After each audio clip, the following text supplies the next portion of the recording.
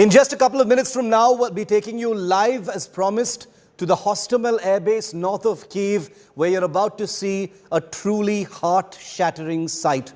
The corpse of the world's largest aircraft seen for the first time on India Today's cameras. We're the first team to get access to that airbase that the Ukrainians have taken back into their control. But first, after a month of intense fighting, losing hundreds of soldiers, the Ukraine-Russia war is entering a critical and possibly even more dangerous phase 2. It's all set to get much, much bigger. Ukraine says Russia is preparing for a full-scale invasion in the eastern part of the country. Ukrainian authorities are concerned about a further Russian assault on areas from Kharkiv to Luhansk. And this comes at a time when the White House has warned that the next phase of the war could last for many months and be much more destructive than these first 41 days. Earlier, Moscow also said it would now focus completely on liberating eastern Ukraine's Donbas region. But could it be the entire eastern half of Ukraine is the question. Why is Donbas, for instance, so important? Ukraine's Luhansk and Donetsk jointly make up the Donbas region along the Russian border, which Russia now dominates and seeks to liberate. Controlling Donbas means domination over the Sea of Azov, which is a part of the Black Sea. It would also help Putin to extend Moscow's dominance over Crimea, which Russia had annexed back in 2014. But the big reason why Russia wants to focus more on the east and Donbas could be because of the reverses it has suffered in other parts of Ukraine. The Russian forces haven't been able to achieve their objectives as swiftly as expected because of stiff resistance from the NATO-backed Ukrainian forces. The Donbas region could be Putin's way out of Ukraine's quagmire without actually admitting defeat. But for that objective to be reached, as Ukraine is expecting, is Putin about to scale up the war in the east to a dramatic degree.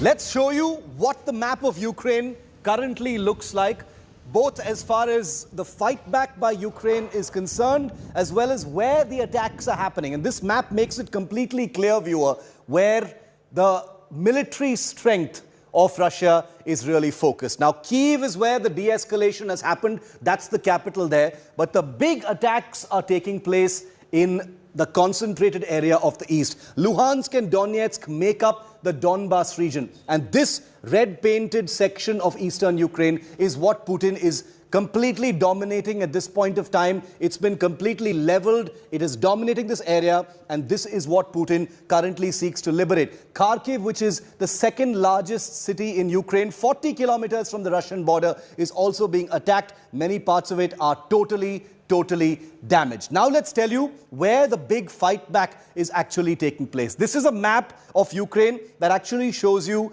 where Russians are currently in control. Once again, all of the red parts that you see are under Russian control. The striped areas are where fighting is still happening, but these areas are where the Ukrainian counter-attacks, the circles, the green circles you see, are where the major Ukrainian counter-attacks have taken place. So most of them have happened quite successfully, and where Ukraine has been able to wrest back control from, from the Russian positions. So there are attacks happening in Mykolaiv, just near Kherson, which is in Russian control. The Kyiv area is back in Ukrainian control. Some of the suburbs, including Bucha, which have seen, large-scale destruction and loss of civilian life, also back in Ukrainian control, even though there are a lot of controversies about who caused the killings there, which we'll talk about a little later. But the eastern part of Ukraine really tells you where things are at this point of time. I want to go across now to Sviatoslav Yurash. He is Ukraine's youngest member of parliament, and he joins us live from Kyiv.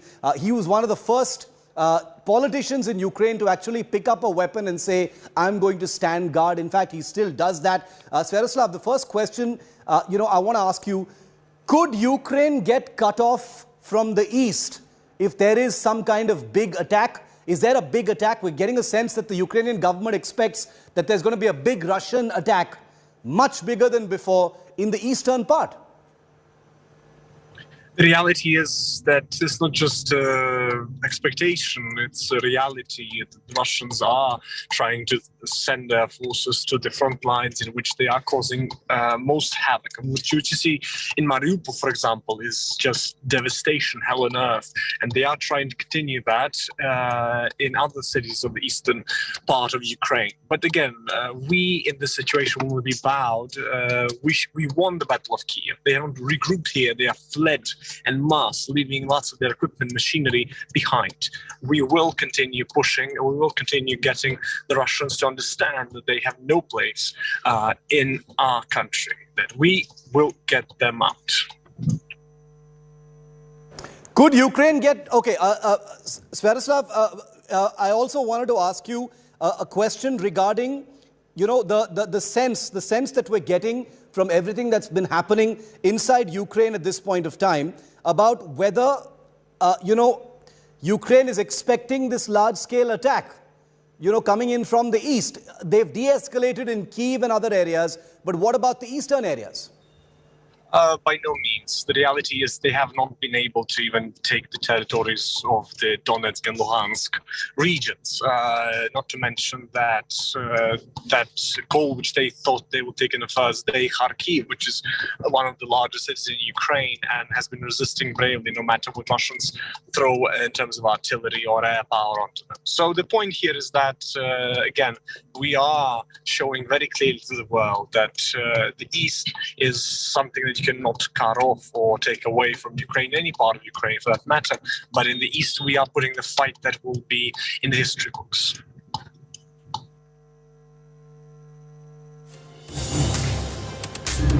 The images of this war, Sviatoslav, you know, of this war from Bucha are shocking. They've been heartbreaking over the last 48 hours. Bodies, you know, piled up on the roads. Russia, you know, not taking responsibility for it. They've actually shifted blame to your country and said that Ukraine has sort of staged this entire tragedy to defame Russia and make Russia look bad.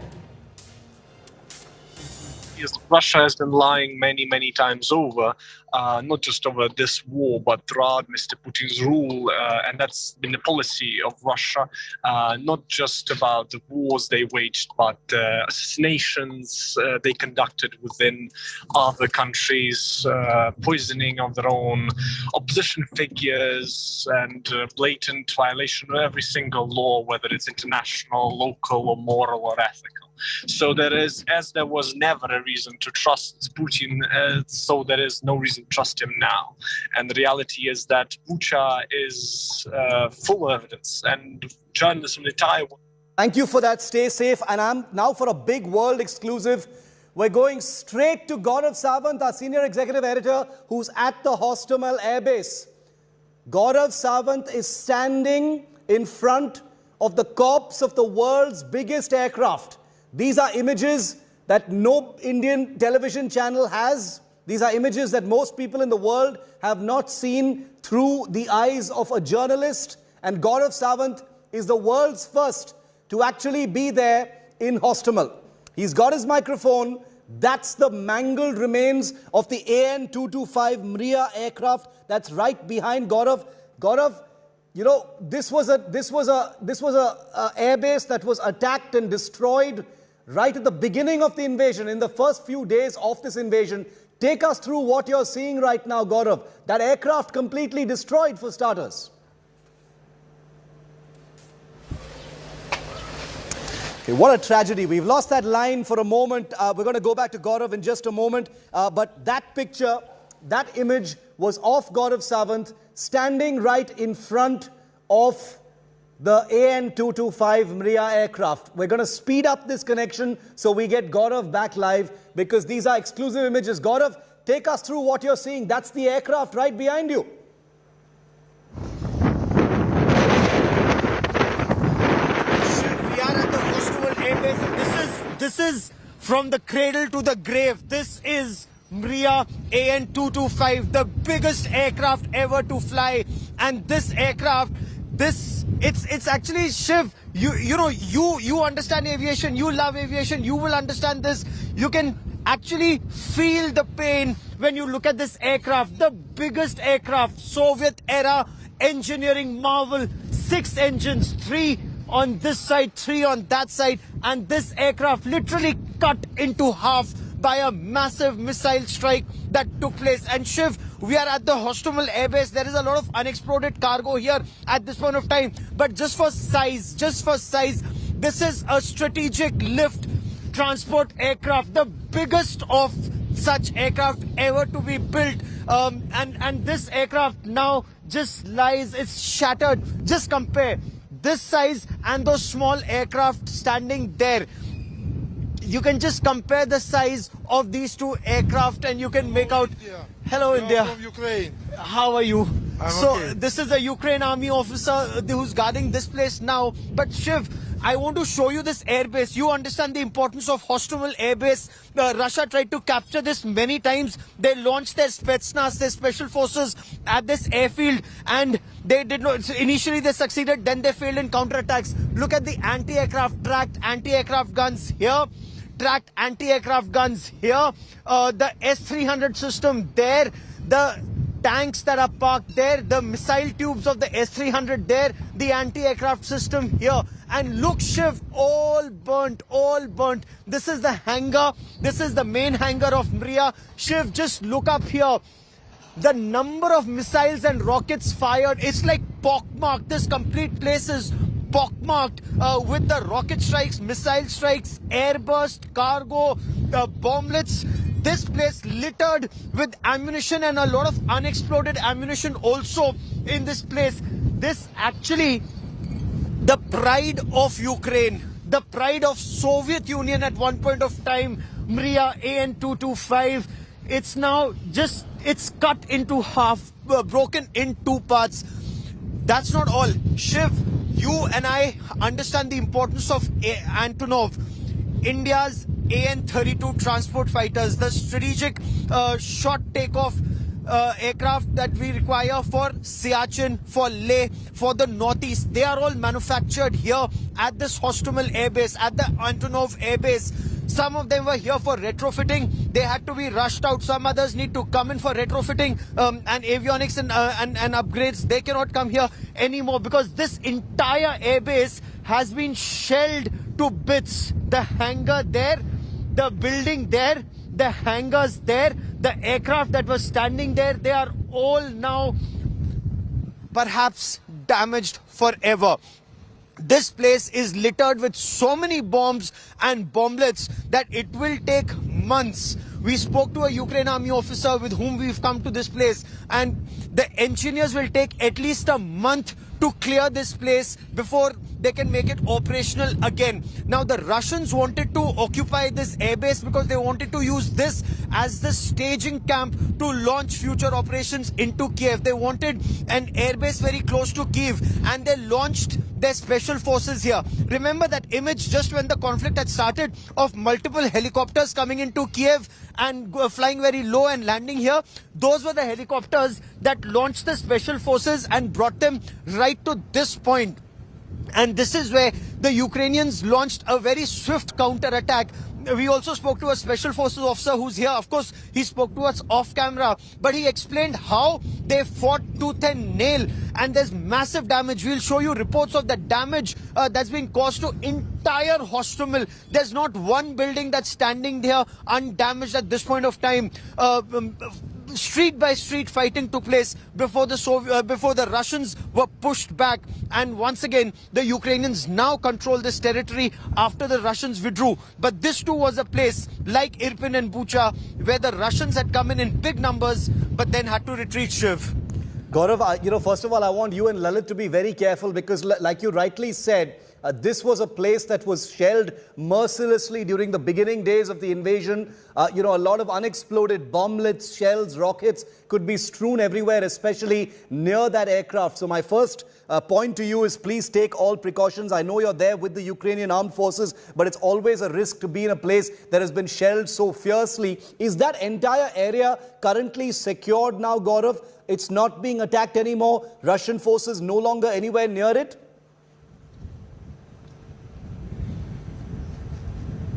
That's right, Shiv. As of now, this area is secured. Of course, when we were coming here, we were told to wear our bulletproof jackets and helmets. And the officer, if you notice, the vehicle we were traveling in, it was a special armor-plated vehicle, and he too was wearing his bulletproof jacket and helmet because one, they do not know if there are some, either special forces, the Spetsnaz, or maybe Chechen fighters in any of these areas, because this is a very strategically important area and it hasn't been sanitized completely just as yet. But the fact is that we were successful in reaching here. The fact also remains is that the Ukrainian forces are now here in large numbers, not only occupying this entire airbase, but sanitizing the entire locality here, because this will be protected like it was never protected before.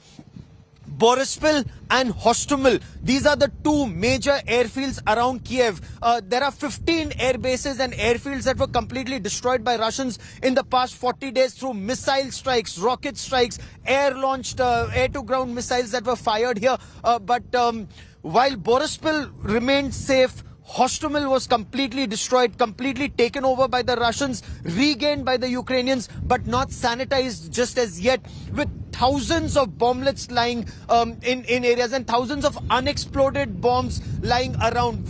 Some of them have been marked, some haven't been marked even now, because team of engineers have come in only now and they don't have so many engineers, is what one of the officers was telling me, to clear Irpin, Bucha, Kyiv and Hostomel.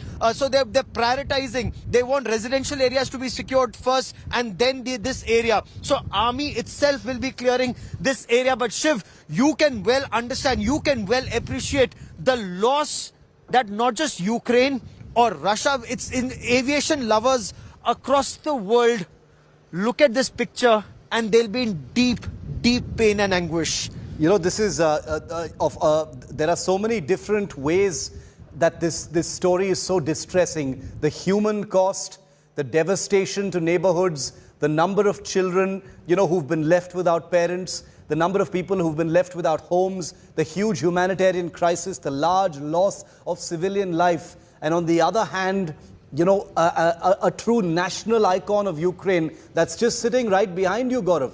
You and I, over the years, have spoken so much about this very aircraft. If I remember correctly, you and I even saw this aircraft in real life when it had come to India the last time. So there's an almost unreal sense, as I bring our viewers this broadcast with you live, standing right in front of a corpse of an aircraft that you and I have admired as aviation watchers, as defense journalists. It was truly much more than an aircraft, wasn't it, Gaurav? It was a national icon. It was, it was a feat of engineering, of Soviet prowess, a Cold War era machine, that signaled to the world that Russia and the Soviet Union and Ukraine could build aircraft, which could not be matched anywhere in the world. I'm actually a little emotional. I can't believe you're standing in front of the mangled remains of that aircraft, Gaurav. How does it feel actually being there in front of it? Probably hasn't even sunk in. Shiv, one, it's unreal, it's surreal. Two, when I came here, and you will understand that we actually touched this aircraft. It was as if you're touching a piece of history, and we actually had to touch this aircraft to know the loss that this aircraft has actually suffered, and it's very painful to see these marks on this aircraft, to see how it's damaged. Look at this nose. It's so severely damaged. The number of shrapnel that have gone through this aircraft, the missile that must have gone through this and cut this aircraft in pieces. It is so painful. You're absolutely right. This is more than just the pride of Ukraine. This is more than just the pride of aviation history. I mean, this is aviation history that actually lies shattered, that actually lies destroyed. The fact that in the 1980s they made an aircraft like this that could fly, that could take the metro rail bogies in it and then fly them to India. Even now when you speak to people in Ukraine, when you speak to people in Hostomel, they tell you every time this aircraft flew, there was a feeling of pride when it would come into land. And there are pictures that are going viral here. The last flight or flying in, memories of this aircraft. now is just mangled remains of what was a very big, very beautiful aircraft now lies shattered. Shiv, you and I have flown maybe hundreds of times in an AN-32. Every time we went to Siachen, to Partapur, every time we went to Leh, every time we went to the northeast, there were times, we were flying to northeast in an AN-32. And Indian Air Force, and we've had the luxury of standing in the cockpit, being in the navigator's bubble to be able to, look out. Only that happens in an AN-32 in a military aircraft. And IAF said that was an aircraft built for Indian Air Force for short takeoff, short landing. It was an excellent aircraft. This was so much bigger, so much better. And India has such an history with Antonovs, with the AN-12s, then the AN-32, and now they were being upgraded. But this was the AN-225, the biggest and the best that's actually now been lost. Shiv. It's just sinking in. I mean, I cannot even imagine, Gaurav, what it must feel like for you. Actually standing there. Sitting here, I have goosebumps looking at those images behind you. I cannot even fathom what you, as a journalist of so many years, as an aviation watcher of so many years, is feeling actually being there right now. Gaurav, can you and Lalit, just for a moment, turn your cameras around and just give us a 360-degree view of the base, including the aircraft? We just want to get a sense of the expanse of where this attack took place, the grave of this beautiful aircraft. Shiv, I'll just ask, Lalit to show you around this airbase and all the shattered weapons and systems that lie around us. We'll just walk around and show you the base. Now, look at the number of rounds, unexploded bombs and bombs that are lying here. For example, this bomb here. For example, all the ammunition that is lying here. The tanks, Shiv, we'll just show you those tanks.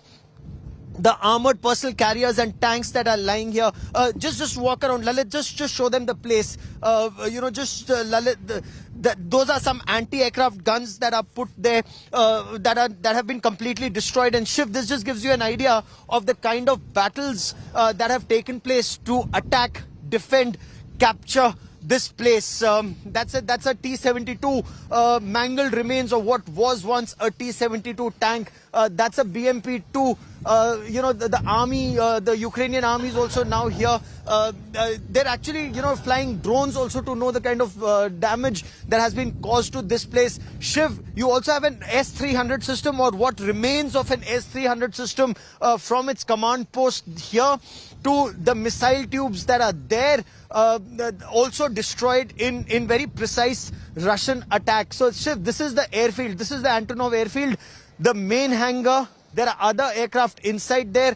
That's the administrative building. Up there, as you can see, is the ATC. Lalit, that's the ATC, the air traffic controller. There, some other missile tubes and anti-aircraft guns are over on the horizon, that side. But all around, just images of destruction, massive destruction caused to this place. And Lalit, Shiv, I'll just give you another view of the AN-225 aircraft. Shiv, this is the aircraft from the starboard.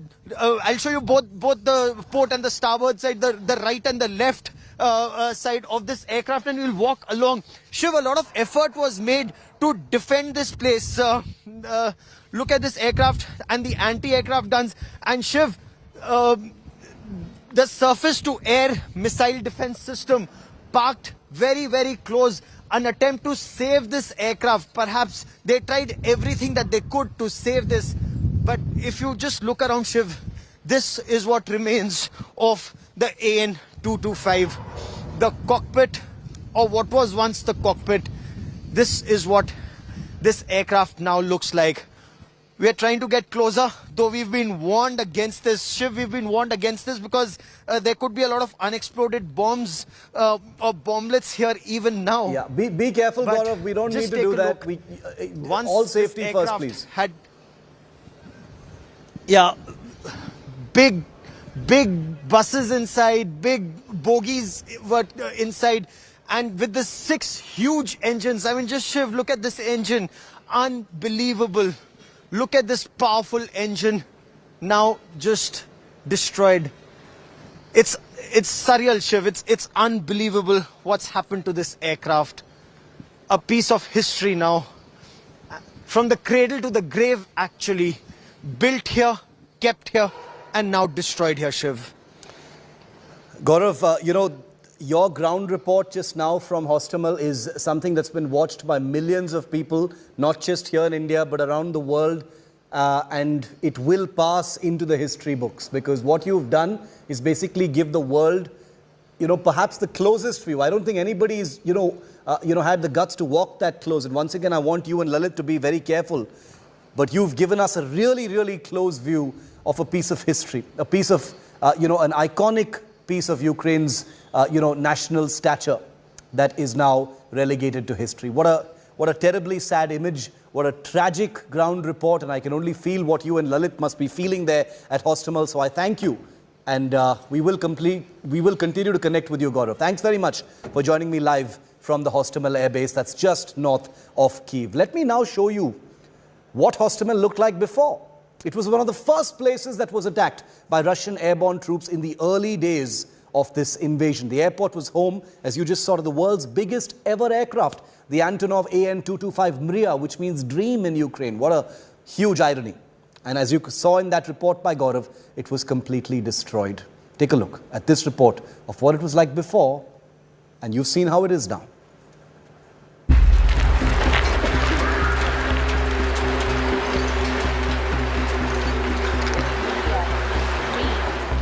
The Hostomel airport, which housed the world's largest cargo plane, Mriya, destroyed and unrecognizable now.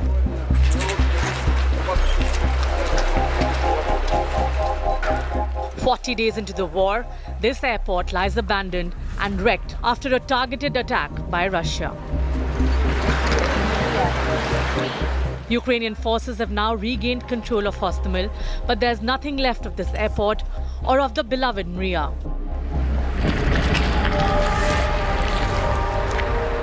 Once a site of great pride of Ukraine and the world, Mriya, which means dream in Ukrainian, has been wiped out. Now there's just debris, bits and pieces left behind after the Russian airstrike.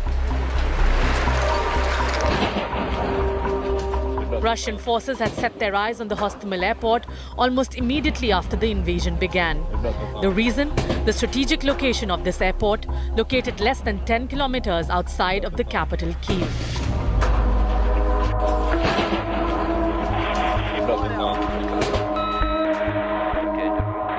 Merely 2-3 days into the war, Russian military Mi-8 utility helicopters were captured in an airborne assault on the Hostomel airbase north of Kyiv. It was the first of many mammoth strikes on this airport, and very soon it was up in flames, and Mriya, the dream, was shattered.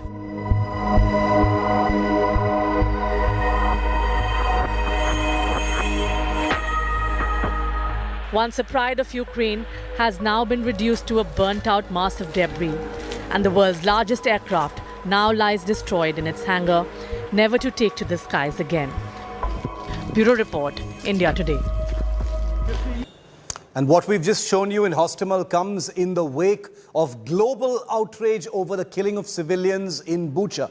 Ukraine has accused Russia of war crimes, of genocide in this big suburb of Kyiv. Ukraine's President Zelensky has termed the killings a humanitarian crime.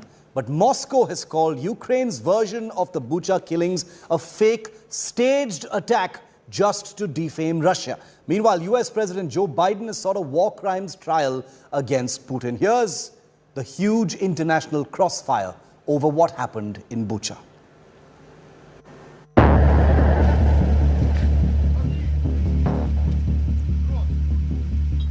On the streets, inside houses, in the fields,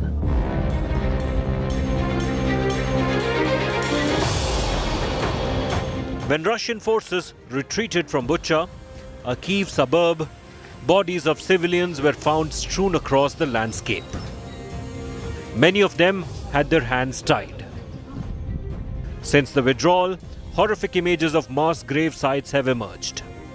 The footage from Bucha has sent shockwaves across the world. Ukraine has accused Russia of war crimes. As outrage builds over war atrocities, Moscow has termed the killings on Kyiv's outskirts a fake attack. The other day, a fake news about an attack in Bucha was doing the rounds. But the Russian army had left the place according to the agreement. A few days later, a fake stage video was spread through social media by Ukraine and the West. Ukrainian President Volodymyr Zelensky on Monday visited the town and met with the residents. He called the killings a genocide. It's war crime that will be recognized as genocide by the world. You are here and you will see what has happened. We know about thousands of killed and tortured people with cut limbs, about raped women and killed children. I think it's more than genocide. Reacting to the images of dead bodies in Bucha, US President Joe Biden once again called Vladimir Putin a war criminal. You may remember I got criticized for calling Putin a war criminal. Well, the truth of the matter, you saw what happened in Bucha. This warrants him, he is a war criminal. But we have to gather the information. We have to continue to provide Ukraine with the weapons they need to continue the fight. And we have to gather all the detail so this can be have a war crime trial. This guy is brutal. And what's happening in Bucha is outrageous. And everyone's seen it. Germany, which was accused of being soft on Russia due to its dependence on Moscow for gas supply, has also called the killings a war crime. The images of the past weekend have once again highlighted a new, brutal dimension of this war, with the most serious war crimes and crime against humanity. And that is why I made it clear over the weekend that we must not only close the remaining loopholes in the sanctions system, but that we must also intensively and rigorously implement this package. As per international law, civilians cannot be deliberately attacked in a war. Pictures coming from Bucha are appalling and clearly show the violation of the code. But indicting Putin for alleged war crimes is easier said than done. This leads to another question. Are economic sanctions the counter to Putin's alleged atrocities in Ukraine? With Gaurav Sawant in Kyiv, Bureau Report, India Today. And one of the running metaphors right through the invasion of Ukraine, and as late as just yesterday, has been the nuclear temperatures being hiked explicitly by Putin and his team. His trusted lieutenants are once again bringing nukes to the table, threatening of an all-annihilating nuclear war if Russia's existence is threatened, but tempering it with the oft-repeated clause that they don't intend to use those weapons unless pushed to do so. Of course, there can be no winner in a nuclear holocaust. Take a look at how it's playing out. Weeks of a brutal invasion, savage battles, countless deaths, streets littered with the bodies of civilians, allegations of genocide by retreating Russian army in Bucha and Irpin. Putin's troops are rejigging their invasion war, focusing on eastern Ukraine after reverses around the capital, Kyiv. As Ukraine fears an all-out strike in its eastern part by regrouping Russians, comes a fresh nuclear dare by Russia, facing global condemnation for alleged war crimes. Putin's trusted lieutenants are once again bringing nuclear weapons to the table, threatening an all-out annihilating nuclear war, but tempering it with the oft-repeated clause of using them only if there's an existential threat to Russia. Russia's deputy envoy to the United Nations, Dmitry Polansky, saying that the Kremlin will not use nuclear weapons until there's a threat to his country's very existence, making it clear that such a scenario is not unfolding in Russia's Ukraine offensive, adding that there can be no winner in case of an all-out nuclear holocaust. While Russia is shrouding its threat in a veil of diplomacy, this is the latest in a series of nuclear blackmails by the Kremlin. President Putin and his deputies had earlier warned that a third world war would be nuclear and destructive, while placing Russian nukes on high alert.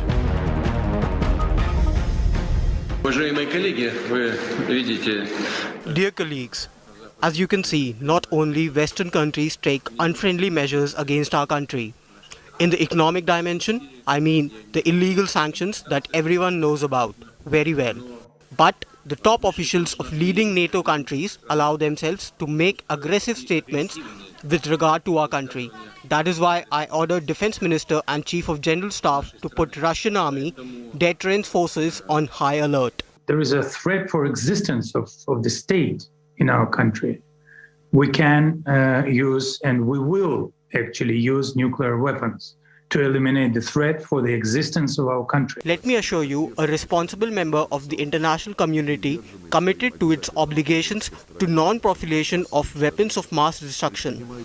Russia is taking every possible measure to prevent Ukraine from getting nuclear weapons and respective technologies.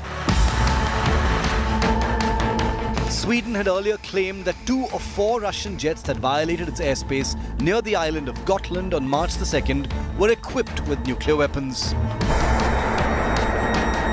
Russia had even dispatched its nuclear ballistic missile submarines into the North Atlantic as the war raged in Ukraine in the initial days.